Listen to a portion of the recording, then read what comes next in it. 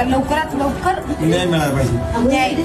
न्याय तिकडे मिळाला तर त्याला फाशी शिक्षा लवकरात लवकर द्यायची. ह्या ठिकाणी ती न्यूज आहेच नाही. माझ्या मते ही वेळ दुःख व्यक्त करण्याची निघेल. बोलूया याच्यावर पण थोडं मागे जाऊया. स्वारगेट, बदलापूर, कोल्हापूर आणि अशा भरपूर केसेस आहेत ज्यांचं आता काय झालं कायच माहिती नाही. टॉपिक जोपर्यंत ताजा ताजा असतो 15 दिवस तोपर्यंत सगळ्या सोशल मीडियावरती हेच असतं. पण नंतर त्या केसेसचं काय होतं याच्याकडे कोणाचंच लक्ष नसतं. महाराष्ट्रात 2025 स्टार्टिंगचे 5 महिन्यात 3506 केसेस नोंद केल्या पहिल्या 5 महिन्यात.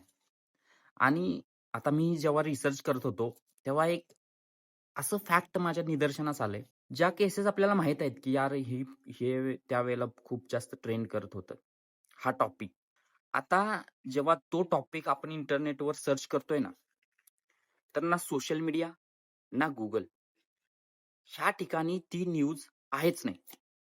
आता याच्यावरती मला वाटतं थोडी रिसर्च केली पाहिजे की नक्की असंच झालंय का, की गायब झाल्यात काही अशा कॉमन केसेस आहेत का ज्या गायब होत आहेत.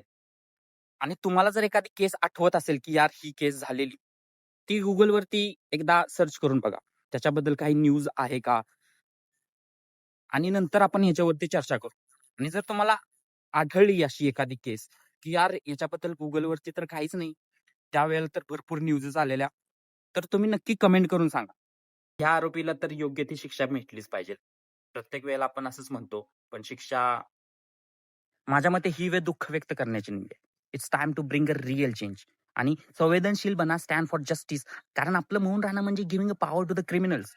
जर तुम्ही सहमत असाल तर कमेंट करून नक्की सांगा.